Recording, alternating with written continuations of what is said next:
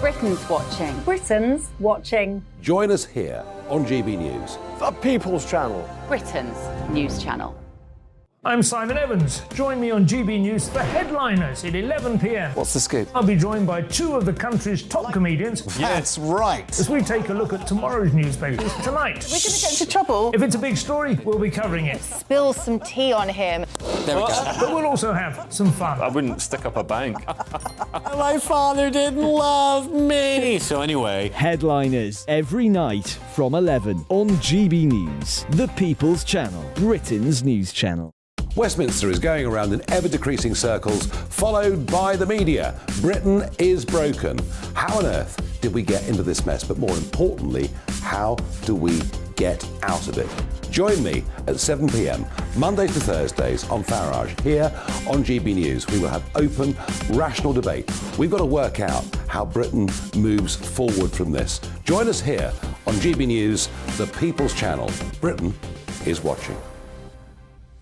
I'm Andrew Doyle. Join me at 7 o'clock every Sunday night for Free Speech Nation, the show where I tackle the week's biggest stories in politics and current affairs with the help of my two comedian panellists and a variety of special guests. Free Speech Nation, Sunday nights from 7 on GB News, the People's Channel, Britain's news channel. Monday to Thursday nights on GB News. At 6, it's Dubes & Co. 7 o'clock, Farage. At 8, join Jacob Rees-Mogg. And at 9, Dan Wootton Tonight, followed by Headliners on TV, radio and online. This is GB News.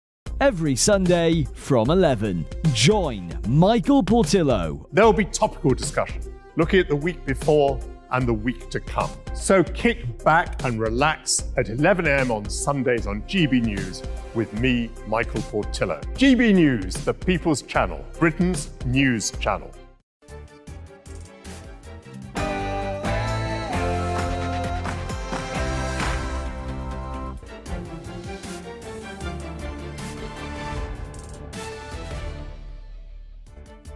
hello, good evening. It's me, Jacob Rees-Mogg, on State of the Nation tonight. The lead story is the great non-story. The Remainer blob continues on its crusade against Boris Johnson as Cabinet Office civil servants provide the police with more information alleging bogus lockdown breaches, this time at Chequers. As Lord Hannon put it, the blob won't stop.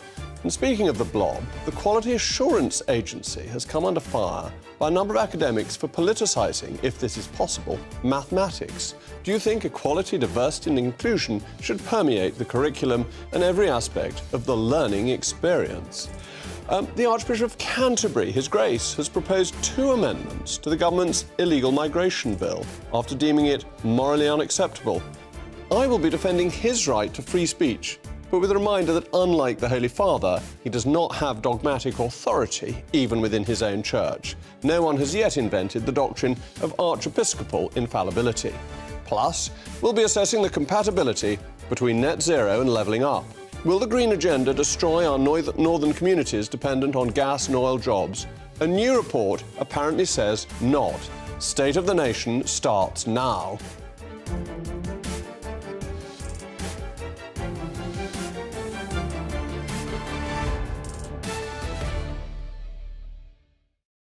We'll also be joined by a particularly impressive panel today, the historian and broadcaster Tessa Dunlop and the former leader of UKIP, Henry Bolton. As ever, I want to hear from you. It's the most important part of the programme. Email me, mailmog@gbnews.com. But now it's time for the news with Polly Middlehurst.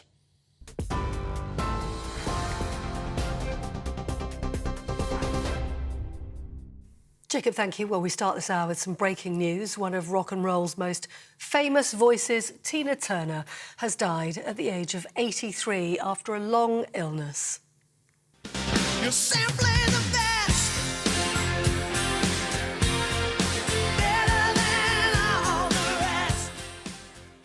In a career spanning over 60 years, the American-Swiss singer had hits including Simply the Best, What's Love Got to Do With It, and of course Proud Mary. She sold more than 180 million albums She won 12 Grammy Awards and has a star on both the Hollywood Walk of Fame and the St. Louis Walk of Fame too.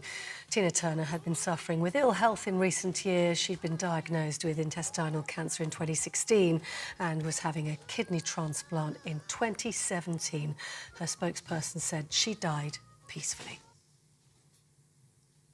Now, in other news today, Rishi Sunak says the latest inflation figures show the government is making progress on his promise to halve it.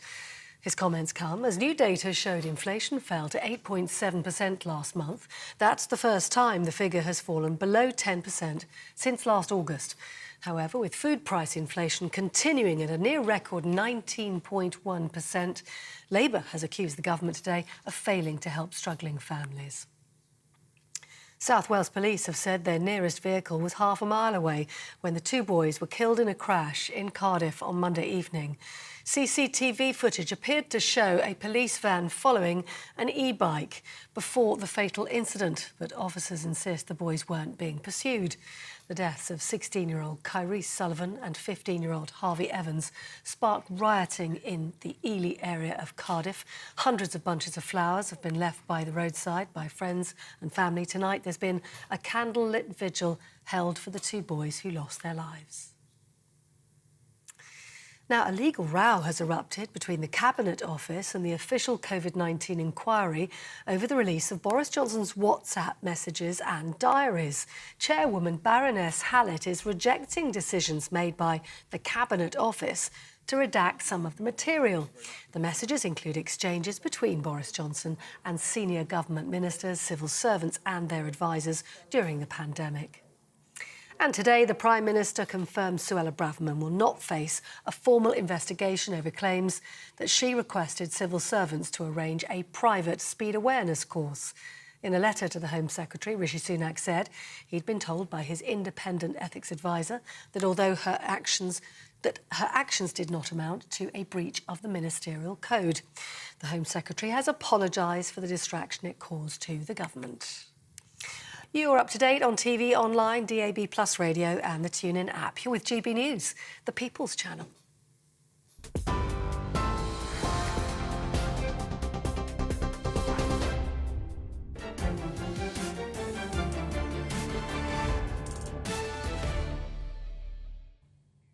In an extraordinary row, Cabinet Office civil servants have passed on concerns about lockdown breaches at Chequers during the pandemic to the Metropolitan and Thames Valley Police.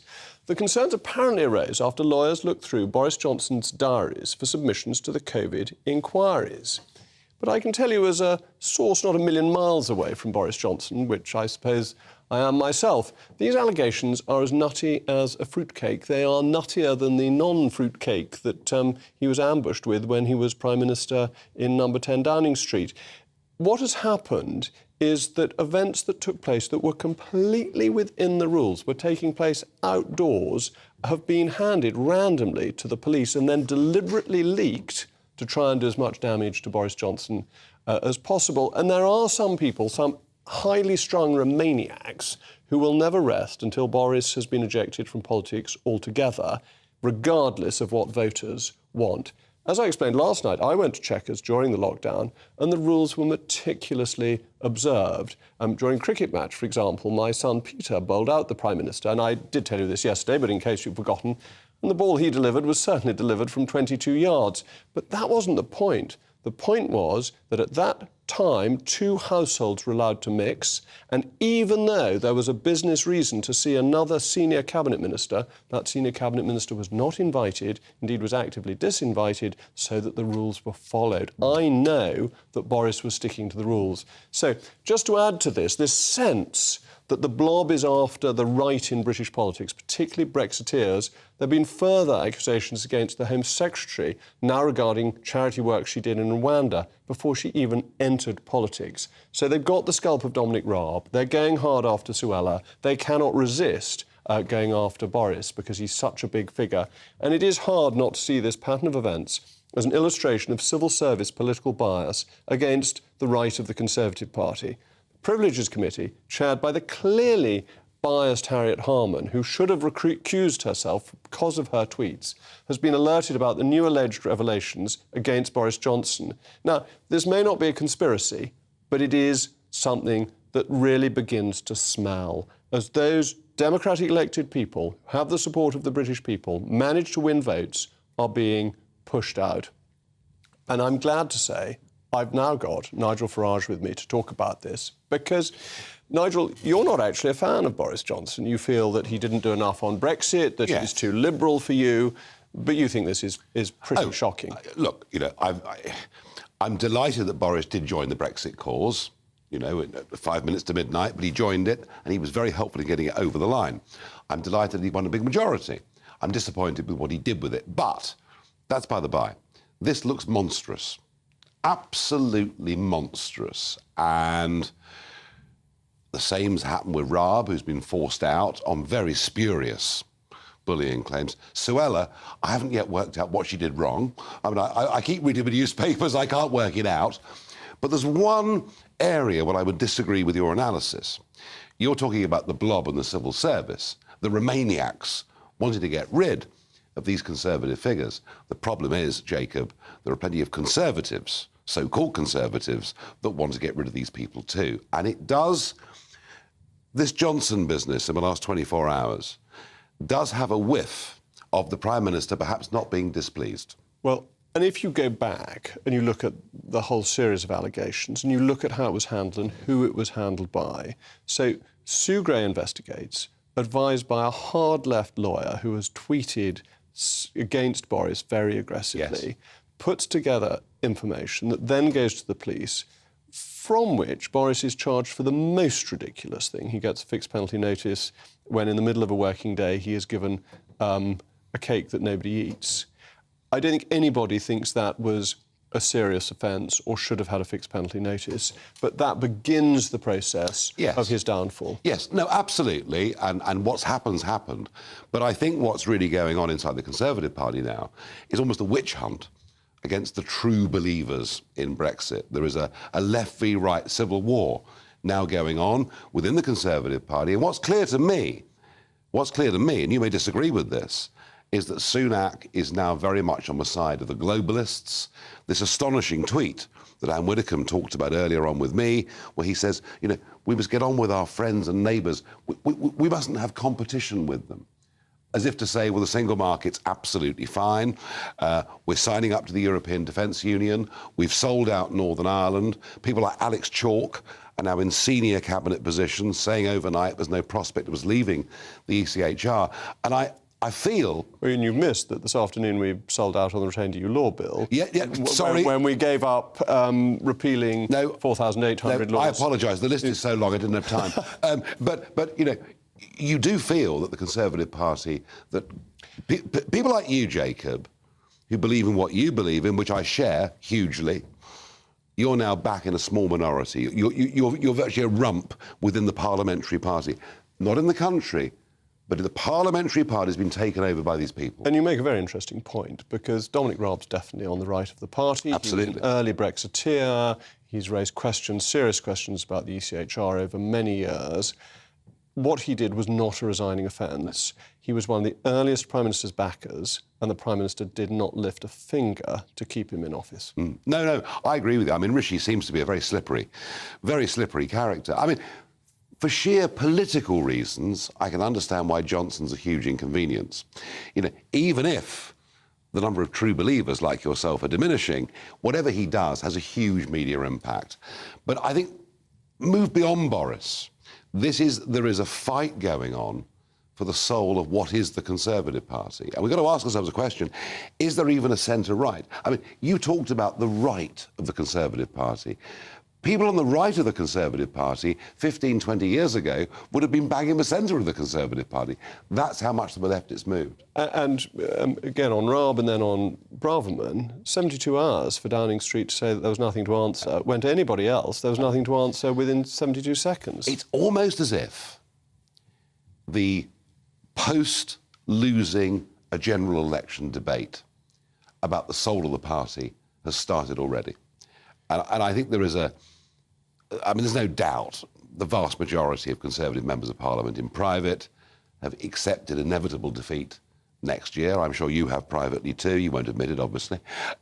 So there is this battle going on already for what the party's going to be. And it's going to be a big moment because you either go the 97 way, where you fly the white flag effectively and say we're going to become social democrats like Tony Blair, or the party goes the 75 way, where it says we've been too like the Labour Party through Butskelism and everything else, and we actually get a radical agenda. Well, the 75 way is potentially very exciting, because if you look at a couple of bills we had last week, we had the energy bill, which the Labour Party didn't vote against, and is going to add £120 to people's bills for hydrogen, and is going to be a high-cost, high-green, low use of energy bill. And then we had the digital markets bill, which is anti-developments in technology. Again, not opposed by the Labour Party. And you're quite right, we seem to have got stuck in a sort of Butskelite approach to governing. We really are, you know, where we were 60 years ago during that period. It is the absolute victory of social democracy. And it's astonishing to think that under a Conservative government, taxes have risen to a 71-year high. The state has got bigger in every regard, not just with our liberties, but I mean, amazing, isn't it? About 47% of our gross domestic product in this country is now government spending. I mean, this is hard to believe. Do you know something? I think, I'll say this. I detected just over a decade ago that Westminster was out of touch with where the country was beyond the M25. And I was able to lead an insurgency with UKIP, a very significant historical insurgency with UKIP. The conditions now for some form of political insurgency, I think, are bigger than they were then. Well, I think there's a big issue, and that is the green issue and net zero, that is unaffordable, and that we are pushing ahead with something, getting rid of petrol cars by 2030, that will have a real effect on people's lives and standard of living. Yes. We haven't worked out how to pay for it. Every politician has signed up to it. But have the British people signed up to being cold and poor? No, they haven't signed up to being poorer through net zero policies. They absolutely haven't signed up to mass immigration on a scale the country has never, ever seen, let alone the insult of those that are coming across the Channel and being housed. I mean, isn't it amazing? Spending more money on housing illegals across the Channel than we've spent on levelling up in the north of England. I mean, all of this is astonishing. I think that the conditions are there, perhaps for a very major political insurgency to come over the course of the next few years. And London is so out of touch with ordinary folk. Yes, I think that's right. And you saw that in the referendum, when people who didn't leave London all thought Remain would win. Yep. And people like you and me who campaigned all over the country, it became clearer and clearer. Something's got to change, Jacob. Something has got to change. I kind of get the feeling going around, it feels a little bit dismal in Britain at the moment. It feels a bit like 1977, 78. And hey, guess what? The brain drain's back as well. We've got big successful business figures moving to Dubai, young entrepreneurs going to Lisbon, going to Milano. I mean, the brain drain's back on. It's bad news. But cheer up. Ultimately, British democracy wins through because the British people have the sense to vote for things that will improve their life. You know, however bad it was in the 70s, we turned it around. That's right. And we will at some point do it again. So don't lose hope. Thank you very much, Nigel. Remember, I want to hear your thoughts, mailmog@gbnews.com. Coming up, His Grace the Archbishop of Canterbury has caused yet another stir regarding the government's illegal migration bill, and I'll be defending his right to free expression.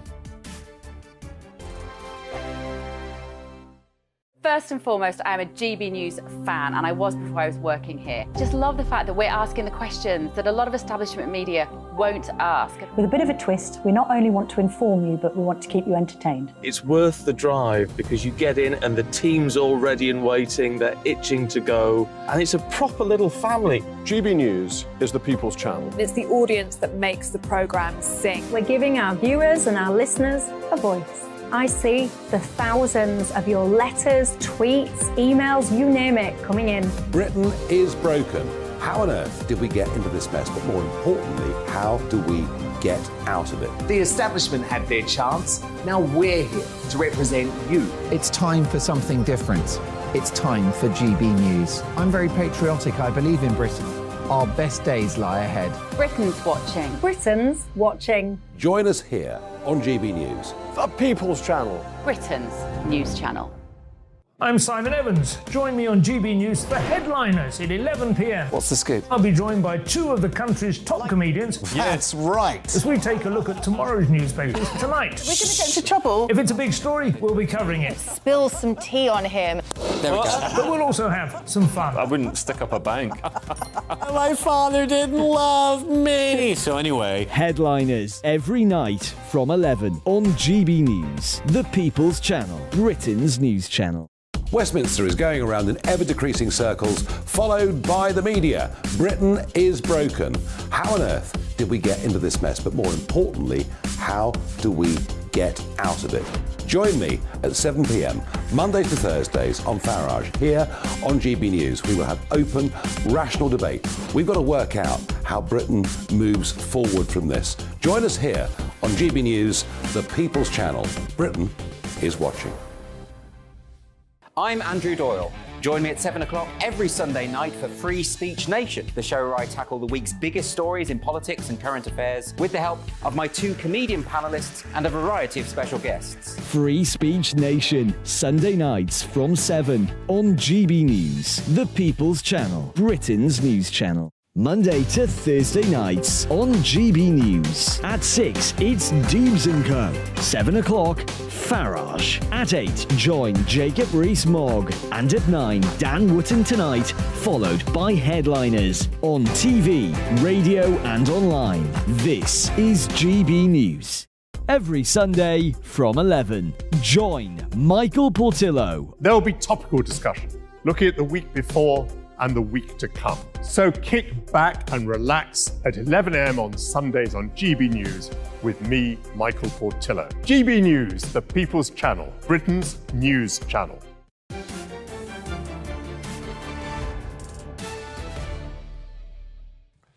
Welcome back. I'm still Jacob Rees-Mogg, and this is State of the Nation. You've been getting in touch with your thoughts.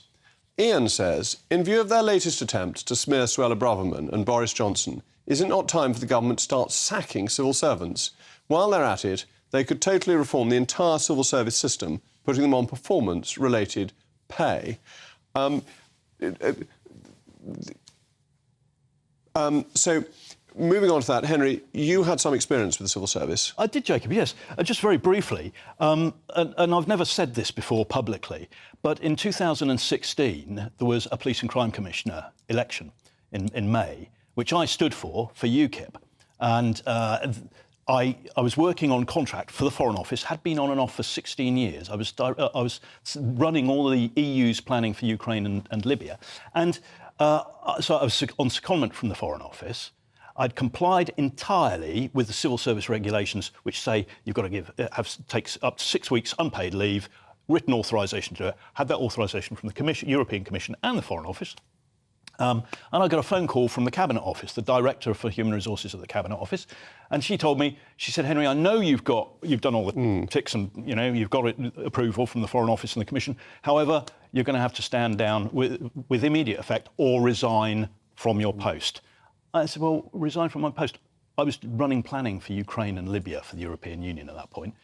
And she said, you were a contractor, you weren't a full civil servant, so you weren't bound by the Civil Service Code. No, but I still complied with it. I'd had written authority from the European Commission and from the Foreign and Commonwealth Office. They were happy with it. They weren't. And I had to get out of the office immediately. It was very clearly related at the same time as you'll remember the DVLA were told not to talk about Brexit. I don't remember that, but... Their staff were told not to stop talking about supporting Brexit. Same time, it was very clearly linked, she's linked it to my UKIP's candidacy. Well, there you go. That's the civil service for you. Now, there's been the very sad news that Tina Turner has died, aged 83, after a long illness. And Jeff has emailed saying, Jacob, surely you're a huge fan of Tina Turner. Any thoughts on her sad death? Well, actually, I remember in 1986, when I was a schoolboy, Tina Turner came to Eton, and she was pictured with a few boys there. And she was at that point so famous that people weren't quite sure that it was true or whether it was somebody pretending to be Tina Turner. But it was the real Tina Turner, so I think there's a lot of sadness at her at her death. But I don't know, Tessa or Henry, if there's anything you would like to add in tribute to her. Wonderful confirmation of the mighty privilege that is going to Eton, that you even managed to bag Tina Turner, goddess to the millions. I mean, she defined a generation. She remains to this day, in fact. She's a poster girl at the moment in London. We still have her musical ongoing. I'm not sure it was just a generation, a couple of generations, Yeah, really. She had an incredible career and also an incredible life as well, tragedy and difficulty. But she kept going. And what a remarkably resilient lady. Strong-willed, resilient, and with it, very personable. I think, I never met her, but she comes across that way in all the interviews and so on. I was a big fan. Well, I know she'll be missed by many of her fans, and may her soul and the soul of all the faithful departed by the mercy of God rest in peace. Moving on, though still retaining a slightly religious flavour, the Archbishop of Canterbury has built on his rebuke of the government's illegal migration bill. In his latest comments, he has deemed it the duty of bishops to call out government legislation that is impractical or immoral, and warned that they will not abandon their objections. While His Grace agrees we must stop the boats, he has offered no other particular solution but 2 amendments to the bill to set up 10-year strategies to tackle human trafficking and the refugee crisis and to create an alternative safe route. He has also claimed those who criticised him were not acting in good faith. So is it the duty of the Archbishop to speak out on political matters? Tessa, do you think it's fair for him to speak out or that he should stick to God? Well, he sits on the bishop's bench in the bloated House of Lords, and actually, at least he's slightly above the fray of cronyism that otherwise inhabits. I think it's now the 3rd largest second chamber on the planet, after the People's Republic of China and one other. Have you warmed up your seat there yet, Jacob? No, I like being in the House of Commons. OK, just checking. Anyway, Welby, as a voice of moral authority, I think the Church of England, in many ways, in terms of its progressive principles, obviously it falls apart a bit around gay marriage, but it tends to be ahead of the wheel. And I, for one, am behind a man who has national standing, certainly post-coronation. Most people, I think, would recognise him in the street. And he's using his platform, not as a politician, but actually as a moral arbitrator, to say that your government has got... It's not my government, it's His Majesty's. You're always trying to give me the government. Henry, you're not going to be giving the government, are you? I've got it a bit wrong. Of the promotion. Yes. Look, I agree with Tessa to an extent. I mean, we have Lord Spiritual in the House of Lords. He has a platform, and indeed he's got a right to debate issues and table amendments and so on, or put amendments forward. And I have no problem with that. I know the Archbishop, or I haven't had contact in recent years, but I used to know him quite well. And we've had a lot of conversations about some of the difficulties he deals with politically within the Anglican community around the world, globally. Now, if he was here, I'm sure he would say, look, it's my responsibility as one of the Lord Spiritual to remind the government that they must work in a sort of moral, humanitarian manner. And I think that's fine. But I think this is going a little bit beyond it.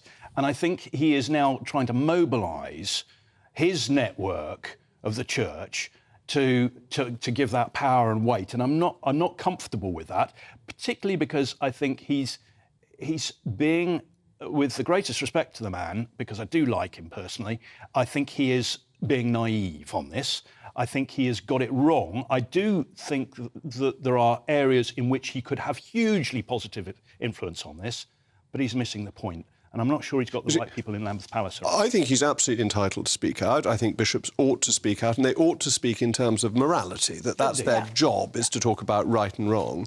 However, I think he's wrong on the morality of this, because I think stopping the evil of people traffickers is a really high resposibility for government. He doesn't disagree with you there. But to do that, you have to stop the small boats coming. You have to stop the pull factor of people being able to stay when they come. That you can't will the ends without willing the means. And that's where he's, I think, wrong on the morality. But it's about the piggy in the middle, isn't it? It's about the victim of the people trafficking and the way in which you treat them. It's about the way in which, in this country, we currently house asylum seekers. I was earwigging on you and Nigel Farage, the cost of housing asylum seekers.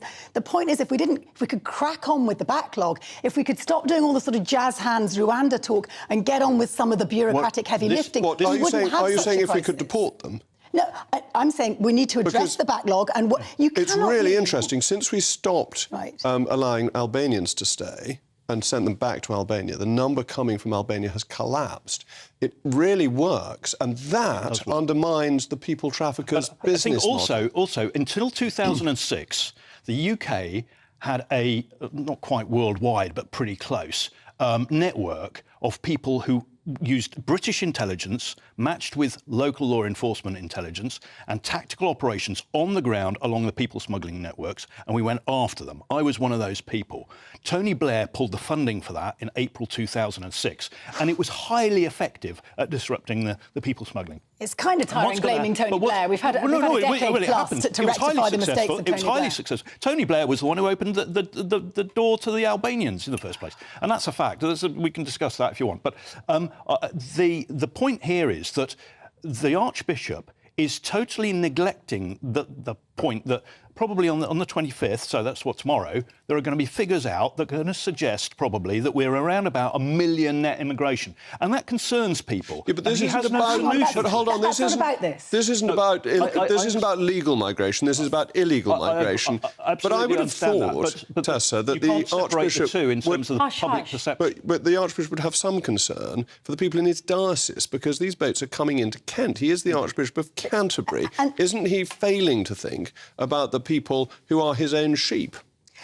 I think what he's trying to point out is that actually we have to remember that Britain's position in the world, which is somewhat overinflated given our size, is partly because of our soft power. People look to us for good moral leadership. And the way in which you treat the world's most vulnerable, those who are trying to come here and claim asylum, really matters. As part of that, you have to accept that a lot of the people claiming asylum are simply abusing the asylum system.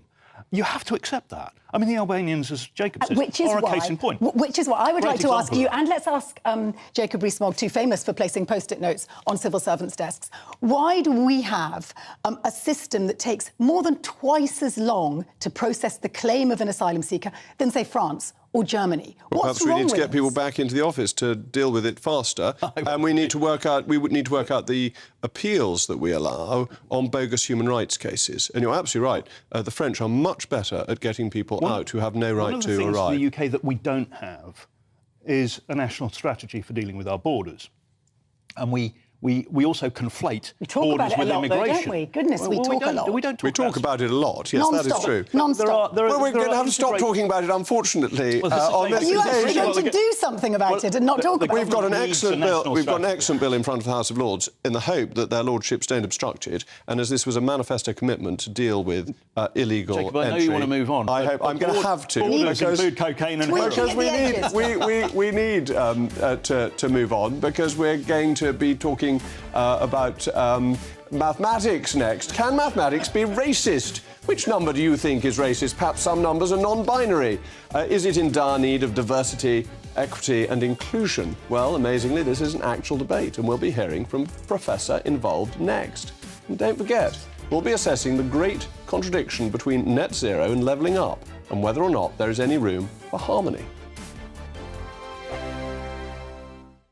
It's all about family, being in people's living rooms, all the interaction and getting to know who our viewers and listeners are. When I was young, my dad used to say, "Nana, stop arguing." I wanted an outlet that would enable me to give my opinion.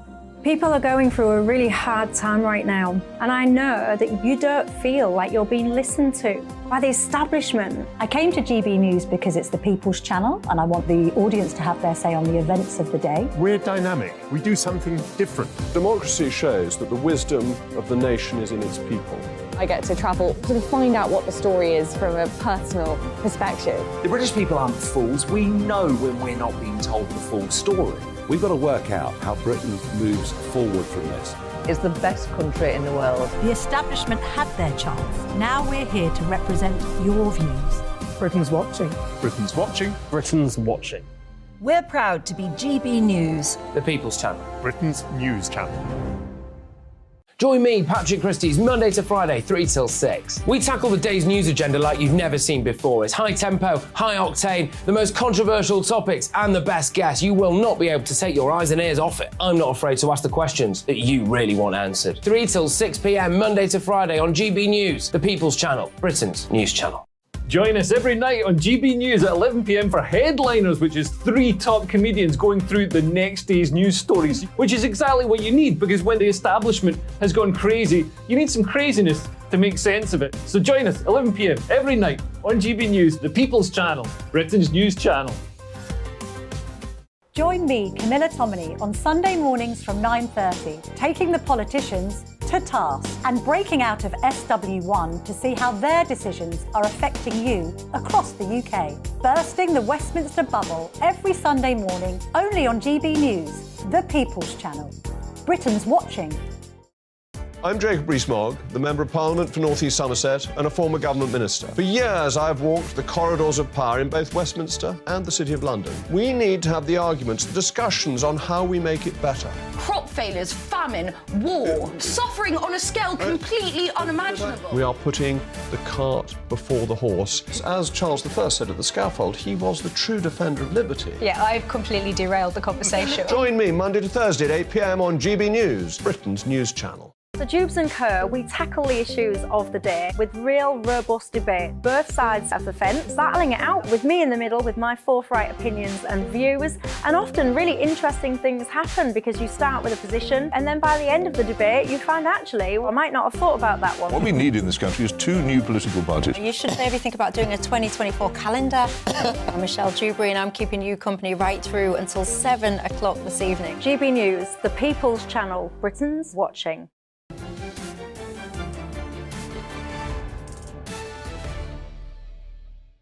Welcome back. I remain Jacob Rees-Mogg, and you've been getting in touch with your thoughts. Graham says, I don't care what the reasons are or what the historical context is. Religious leaders, etc., should not be in the House of Lords. Welby can say what he likes from the pulpit, but he should not be given the stage of a political arena. A group of academics has hit out at the higher education charity Quality Assurance Agency for recommending that the teaching of mathematics should include the practice of equality, diversity and inclusion within the curriculum. The QAA has recommended that the teaching of maths should take into account the motivations behind the statistics, citing that data was once used to the advantage of fascist and racist ideologies and should therefore be incorporated into every aspect of the learning experience. Anyone who uses the term learning experience should not be involved with teaching. It's such an ugly phrase. Anyway, since the report was released, 50 mathematicians pieced together a letter accusing the QAA of politicising the curriculum. I'm now joined by Professor Jane Hutton from the Department of Statistics at the University of Warwick. Thank you so much for joining me, Professor. Are you going to tell me that binary numbers are non-binary? I don't think that's a particularly relevant discussion at the moment. I think what is interesting is the example you gave about statistics being used for fascist purposes. That is the example given, but there's no discussion of the tens of statistics used to estimate how many tens of millions people died in socialist and communist situations. So Stalin, after the 1937 census, ordered the death of the senior statisticians who'd collected the data because it revealed how many people had died because of his policies. I also noticed there's no interest in the problems of current official statisticians. People who are collecting data for the Sustainable Development Goals are at very high risk of upsetting their governments.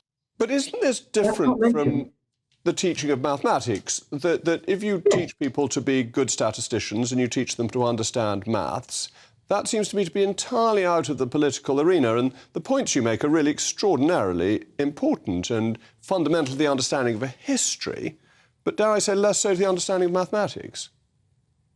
I think I would strongly encourage all students to apply their mathematical and statistical skills in everyday life.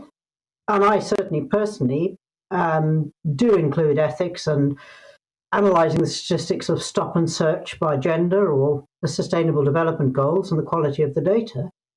But those are optional courses that students can choose. I see no reason to force students to do history. And certainly if they're going to do any discussion of morality and virtue,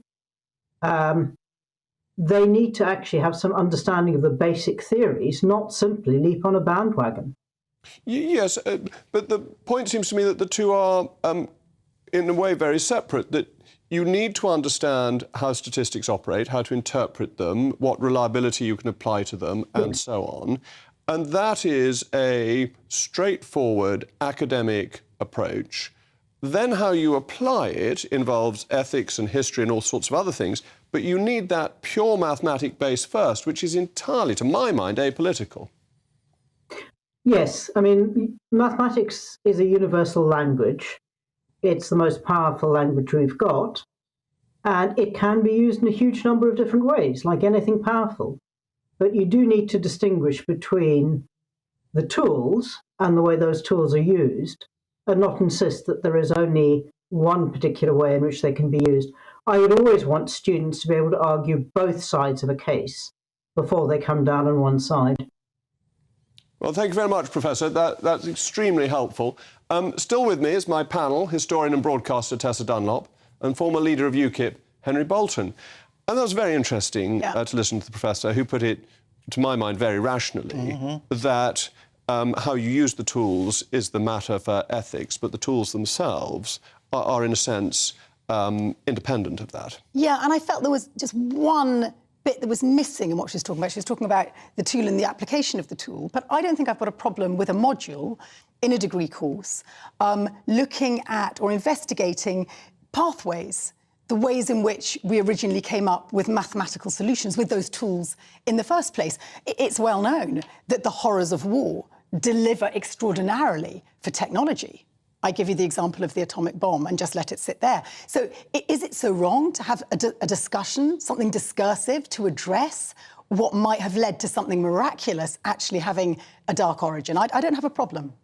But does that mean you can't then use it? No. No, so you carry... So what difference does it make if you say, well, this mathematical formula was discovered by a bad person? Is that particularly relevant? I don't think that's relevant in the slightest, Jacob. I think, you know, I think it is it's a technical subject, if you like, in its own right. It's an art. Well, we'll call it an art, but mathematics is something that you know how to do mathematics or you don't know how to do it, and it's about learning. It's about understanding the mathematical formula and whatever. But it is separately to that. You can have a discussion about ethics and philosophy and so on. And I have no problem. And there's overlap there. There is a meeting of the two.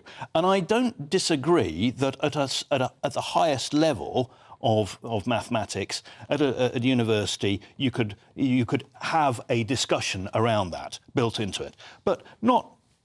I mean, what we're talking about here is equality, diversity and inclusion.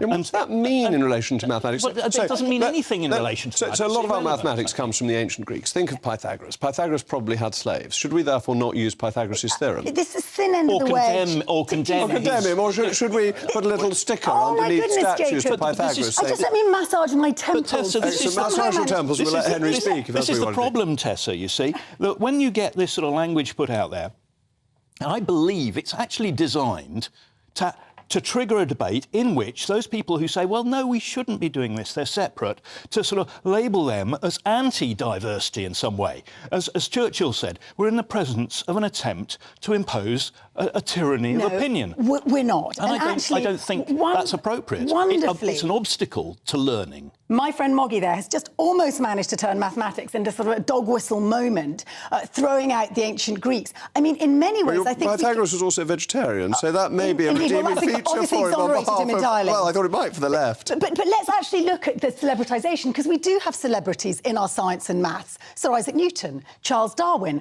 We know a bit about them. Now, there's nothing wrong with that. Actually, and I'm sure as a Brexiteer and a globalist, you would approve of perhaps being more diverse and inclusive about looking at Chinese, Arab, Indian mathematical pathways that took us to the same conclusion. Arabic numbers are essential to our understanding of mathematics. But actually, there's a bias within our learning that favours the Western narratives and the Western heroes. Not really, because we wouldn't have it. Well, We you wouldn't could have. go to China and tell them the same thing about their Yeah. learning. You could go to Africa and do the same But we thing. wouldn't have modern maths without the Arabic numerals. We can't do it with Roman numerals. So anyone who knows anything about maths knows the debt we owe to the Arab world. Indeed, and you've talked there about, we must know about this Arab debt. Why do we need to why make a- shouldn't we know about other debts? Why do we need the colonial debt? Why What is the why do we colonial need to, debt? Well, let me Point to read this. here. May I read the Yeah, QAA read. guidelines? They suggest that professors should note some early ideas and statistics were motivated by their proposers' support of eugenics. Some astronomical data was collected from plantations by enslaved people, and historically, some mathematicians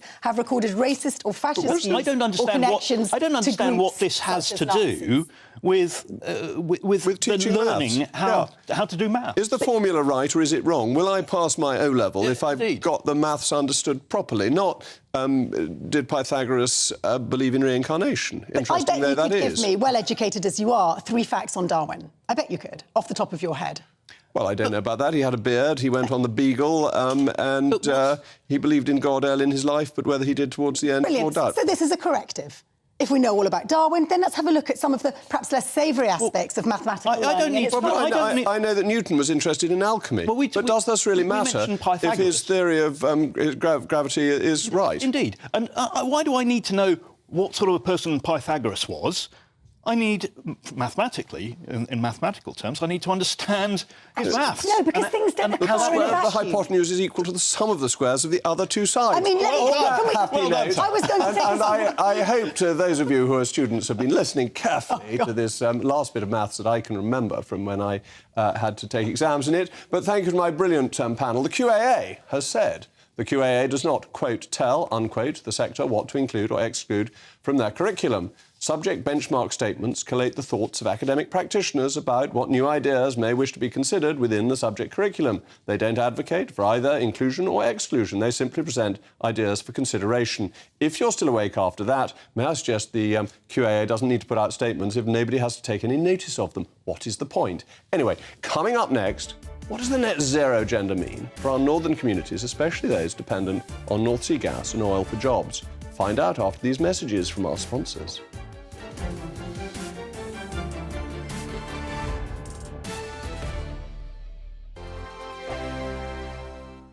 I joined GB News because I was sick and tired of not hearing my views being represented, not just mine, but so many people that I knew and spoke to. I just couldn't get my voice out there. I couldn't say anything. I couldn't do anything. Whatever the narrative was, I kind of had to follow it. GB News is there to provide a voice for those who have been ignored by the establishment media. We think different things, we've got a different style. GB News is here to be optimistic and positive about the future. It's real kind of dynamic and flowing, with the audience very much at the heart of it, like a big family. Here at GB News, we talk about the things that matter to you. Hearing the voices from right across our towns and cities, especially our towns. All sides of the argument represented with a heavy dose of opinion. We're on a mission here to make a difference. And the GB News family really is here for you, and whatever time of day you can watch or listen. Britain's watching. Britain's watching. We're proud to be GB News. The People's Channel. Britain's news channel. I'm Mark White. As GB News Home and Security Editor, I cover those key issues that are so important to you. Our authorities, our communities doing all they can to combat violent crime. With the public services under unbearable strain, why are we still failing to control our borders? Defence, the first priority of any government, has been continually hollowed out. Can we trust our politicians to protect the armed forces? Join me, Mark White, on GB News. Monday to Thursday, 9 p.m. till 11 p.m. Join me, Dan Wootton. I'll bring you the sharpest takes and hottest debates. Do you not believe in prison? I don't believe in prisons. I'm completely stunned. I guarantee you there'll be no spin, no bias, no censorship. I actually was personally quite offended by it.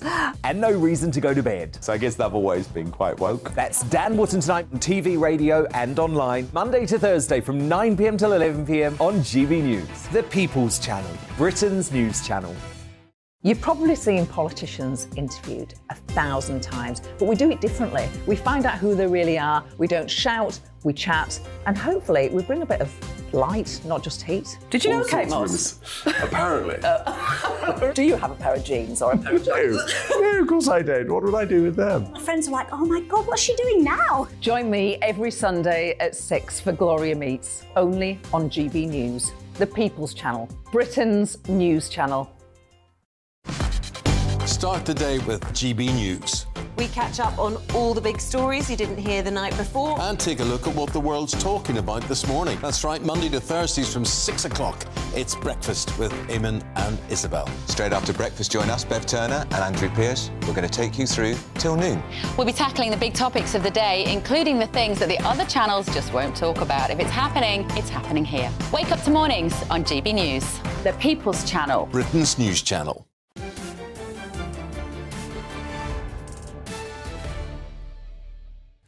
Welcome back. I continue to identify as Jacob Rees-Mogg, and this is State of the Nation. You've been getting in touch with your mail mogs. Nicholas says there are lies, damned lies, statistics, and then Whitehall. And Megan, oh, you are kind, Megan. A very happy birthday to you, Jacob.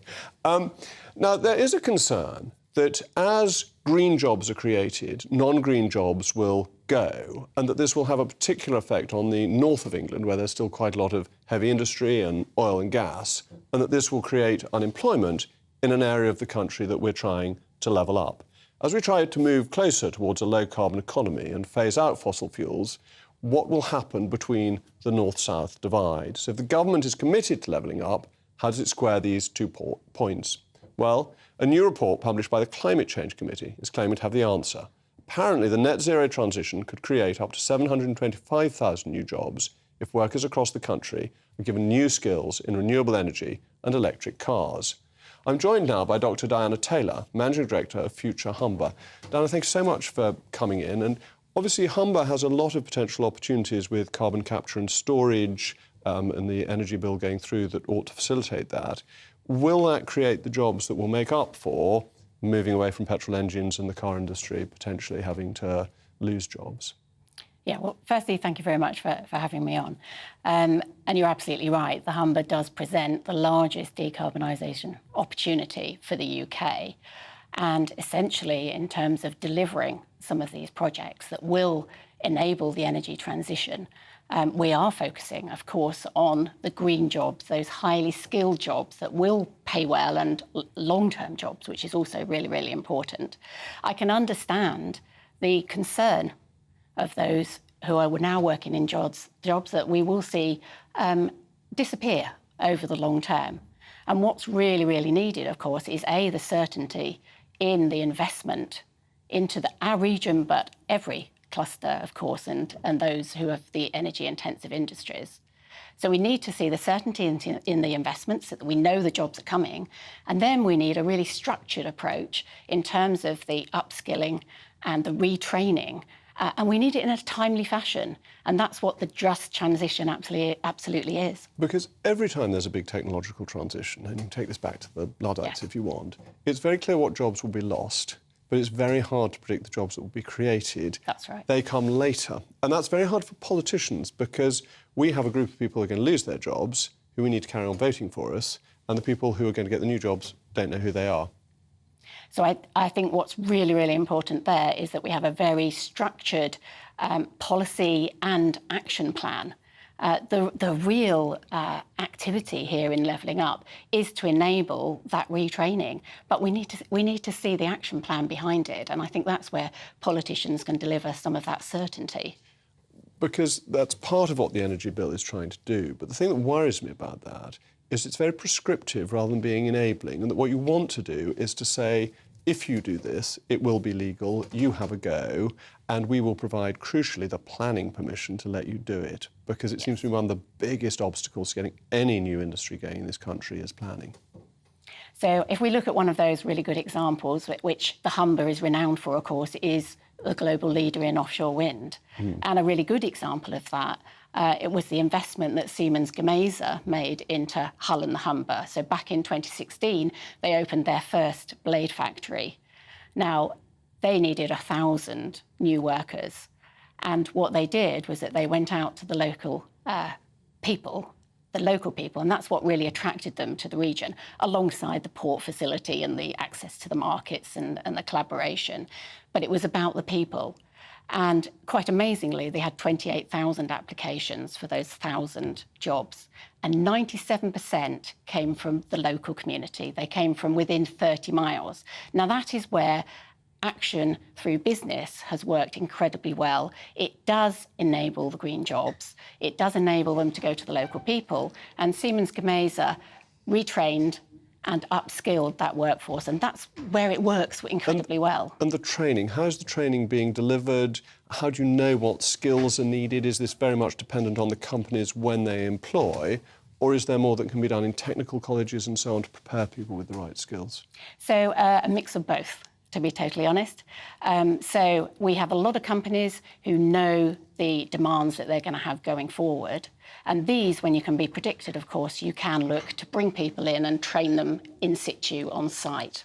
And Siemens Gamesa are doing that. They're using their first cohort to actually now train their second cohort of recruitment that has come through an expansion.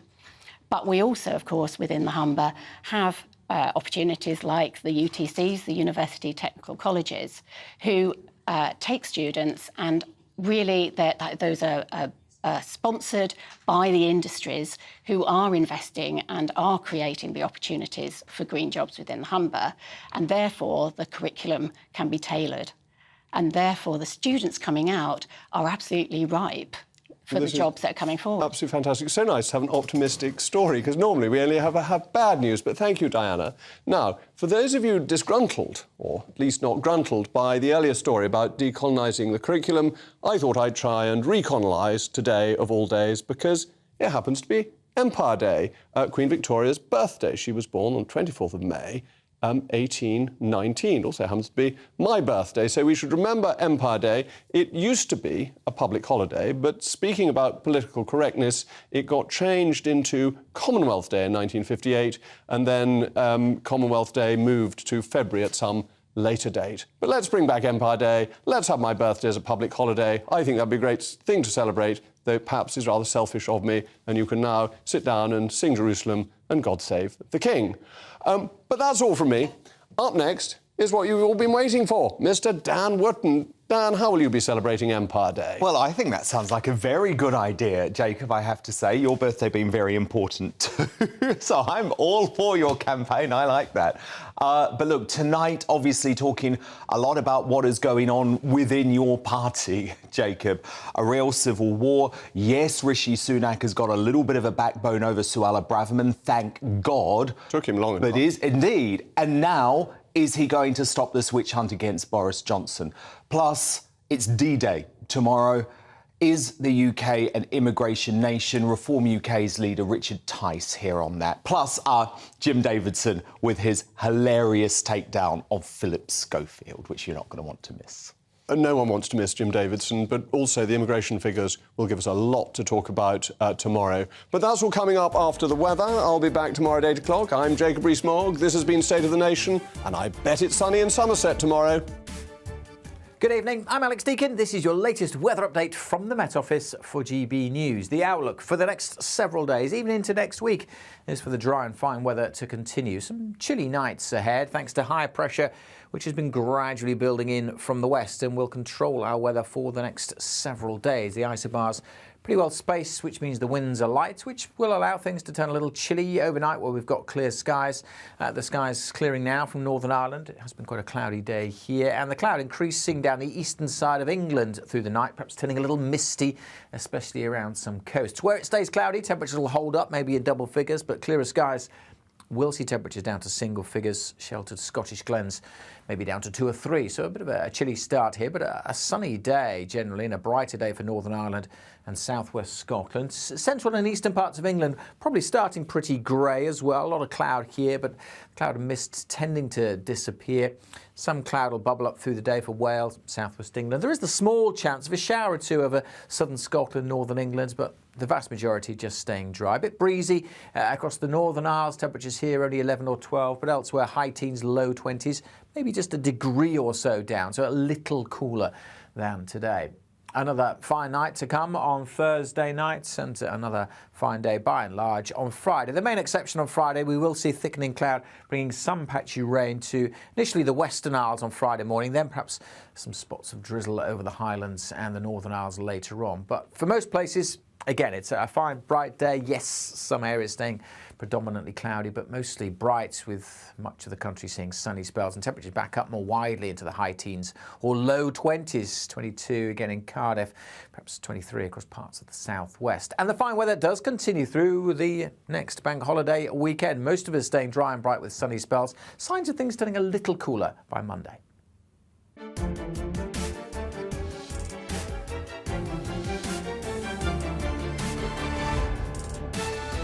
First and foremost, I am a GB News fan, and I was before I was working here. Just love the First and foremost, I am a GB News fan, and I was before I was working here. Just love the fact that we're asking the questions that a lot of establishment media won't ask. With a bit of a twist, we not only want to inform you, but we want to keep you entertained. It's worth the drive because you get in and the team's all ready and waiting, they're itching to go, and it's a proper little family. GB News is the People's Channel. It's the audience that makes the programme sing. We're giving our viewers and our listeners a voice. I see the thousands of your letters, tweets, emails, you name it, coming in. Britain is broken. How on earth did we get into this mess? But more importantly, how do we get out of it? The establishment had their chance. Now we're here to represent you. It's time for something different. It's time for GB News. I'm very patriotic. I believe in Britain. Our best days lie ahead. Britain's watching. Britain's watching. Join us here on GB News. The People's Channel. Britain's news channel. Join me, Patrick Christie's, Monday to Friday, 3 till